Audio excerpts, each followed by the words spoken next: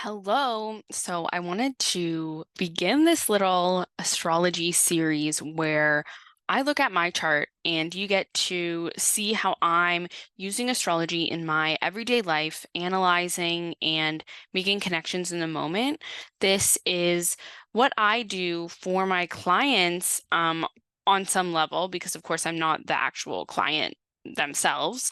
Um, but in my forecasts, in my your personal astrologer offer, I go through, the complexities of astrology, but your personal perspective is super important in understanding and making deeper connections with the planets and what they're doing, what you're going through. So this series is meant to kind of show people that, help people accept the different ways that we look or can use astrology, because you'll see I like use astrology to explain everything from overarching themes to really simple stuff. Um, so before I share my chart, I wanted to share that I create a little cheat sheet that I have like just on my board so I can always look at it. So when I'm doing astrology for clients or just like having a tough time, I can be like, oh yeah, right. Where is Mars right now? Because if I'm feeling aggressive or frustration, and I'll be like, right, Mars is here, so it's influencing these houses for me. Does that relate to what I'm feeling right now, for example? Um, so I highly recommend you guys creating a little cheat sheet of the houses, how they're lined up for you based on your rising sign, so that when you calculate a whole sign chart is just how the houses are divided there. But then I also like to use solar and lunar charts. So what you want to do, and I'll show it on the screen actually, is you count starting at your sun sign counterclockwise, starting at your moon sign counterclockwise for the houses, 1 to 12. So I'll share my screen to look at my chart with you all, because I'm just feeling a little funky, and as a woman too, like going through your menstrual cycle, stuff like that. Always during this time, I need to evaluate and look a little deeper. So here's my chart here. And what I was talking about earlier, how you calculate like your rising sign houses, they're all right here in my whole sign chart. And then for solar houses, first house would be where my sun is, second house, third house, fourth house, all counterclockwise. Same with your moon sign. First house for your lunar chart would be the sign your moon is in. Second house, Sagittarius, third house, Capricorn. And I like to look at astrology mainly using solar, lunar, and natal charts. So I don't look at three at once. I'm able to see it on the chart because I've practiced so much, but I used to kind of have three at once. I used to draw them. So now this is my chart, but what the heck is going on today? I have just been feeling a lot of I've been feeling run down. My physical energy has just been out of whack. Okay. So I would look at my sixth house and be like, oh, what, like, because sixth house has to do with body. First house also has to do with body. Saturn is retrograde, so it makes sense that I'm like reevaluating some stuff that has to do with my physical self and my body. But I know through studying my natal chart for so long that I always have consistent growth and challenges with daily routine, so things work for a hot second, and then all of a sudden they don't, and I always constantly need to adjust my routine. So I already know, like, okay, I'm probably going through some level of that, but what else is supporting that? And so there's a few different things.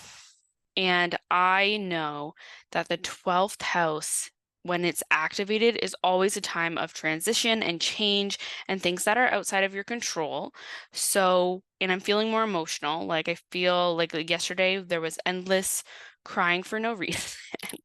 And it was the first day that the sun entered my moon's 12th house. And I know that because it's behind my moon. So 1, 12 when you're counting the other way. So the sun entered my 12th house. Mars, that planet of aggression and like, whew, and kind of emotion, motivation, like that urge that I'm feeling inside myself. Mars is in my sun Mercury and Venus's 12th house as well, and in Cancer. Cancer is the sign that is connected to the moon too, like the moon rules Cancer. So I'm also making this connection to how I have a 12th house lunar placement, and then Mars is influencing another 12th house activation, and there's this lunar connection. So to me, that shows just heightened emotional reactions, and then my advice to myself of how do I deal with this is to make sure I turn inward. So I have to pick up my meditation practice again. That has been slacking. Drinking like, more tea, less coffee, like more tea has like that vitamin that or tea has L something that helps like regulate the caffeine levels or helps with your nervous system that coffee doesn't. And I always go through phases where I drink too much coffee. Um, and then I kind of, we all want to be like, oh, well, what's the gift in all of this? La la la la la. Like, how can I see like what good is happening right now? Um, and I think what's interesting is what good is happening right now. Like, I guess for me, it is tough. It's like, oh, you're going through a lot of tough placements, girl. That's what I'm saying to myself. Um, because Venus is the planet that rules Libra, okay? And the sun being in Libra, and I have dominant sun placements here because Leo is ruled by the sun. So my sun, my Mercury, my Venus are in Leo. So I want to look at the sun pretty importantly, just generally in my life, it helps. And I'm going through a sixth house perfection year. That's another technique I'll probably share deeper, but I have like articles about it on my website. So the sun is just important for me to look at always. And like me feeling a really big kind of shift yesterday, or it being like the last straw of me denying a shift, really came in yesterday on the equinox when the sun moved into Libra. And Libra is in my eighth house. I'll talk about that in a sec. But looking at my Venus or looking at where Venus is because it rules Libra would also be important in this case. And Venus is not in a favorable place in Scorpio because it's right outside of its home sign of Libra and opposite to its second home sign of Taurus. So it's really like on an adventure. When when planets move out of this, it kind of makes me feel like the Hobbit. Like it's like Bilbo leaving the Shire, so it's kind of excited to feel these new things, but is also kind of like, oh, I miss home right away. And then the journey gets easier, and then it either, going into this other sign can be like when it's in Rivendell, the Hobbit's in Rivendell and feeling great and like happy to spend time somewhere and it feels more like home, like their adopted home, or maybe they're back at the Shire and then they go on that other adventure. Maybe that's what I'm going to go with is when Bilbo leaves again. I don't know. Or just consistently out on an adventure energy when a planet leaves its home sign or ruling signs.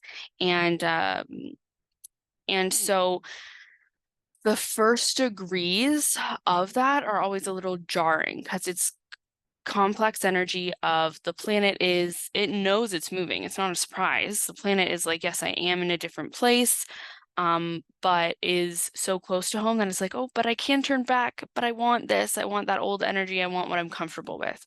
So I also know that I'm being triggered by Venus right now. Scorpio is already like a over serious sign a little bit, very introspective and sensitive. And with my moon sign there and my moon sign having 12th house activations as well, hypersensitivity is abound. But there's this added complexity of the eighth house being activated and Venus ruling my eighth house because that means that I am already naturally like I enjoy this stuff. I enjoy having discomfort and analyzing it. So this is also a really great gift. This is where I come back to what good is happening right now, where it's like there's light shining on deeper lessons for me, deeper transformation and change, personal transformation. And personal transformation specifically comes when we examine the eighth house and examine that house as the house of personal transformation. We understand that personal transformation comes from taking in information from other people, distilling it, and then keeping what you want, and then dismissing or releasing what you don't want to keep. And through astrology, there's so many different ways that that energy could be held in a negative way, like not releasing what you don't want to keep. So that's where I have to recognize, like, okay, what advice am I taking? Am I being too overly concerned about what some people think of me?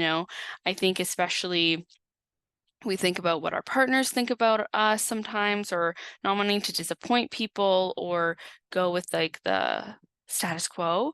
But when you're really being triggered by 12th house activations, 8th house activations, first house activations, um, it is really all about change. So you have to step out of your routine. A really big example is that today I just took a day off. I was like, okay, I technically could function and work, but I know like I have this pain in my shoulder. I know that I haven't been getting good sleep consistently for a few weeks because I was having some earlier 12th house activations. So I know that my body and my I've just been sensing and anticipating transformation and change coming. So stress has kind of caught up to me a little bit. I was even having headaches earlier last week and was hemming and hawing about taking a day off. So I just finally did it. And I think today's the perfect day to do it because we have these planets at the early degrees of these signs. So it is a good time for me to self-reflect, which is why I'm also doing this video. I was like, this is a great time for me to just analyze myself, share an example of my thought process, and yeah, exciting stuff there.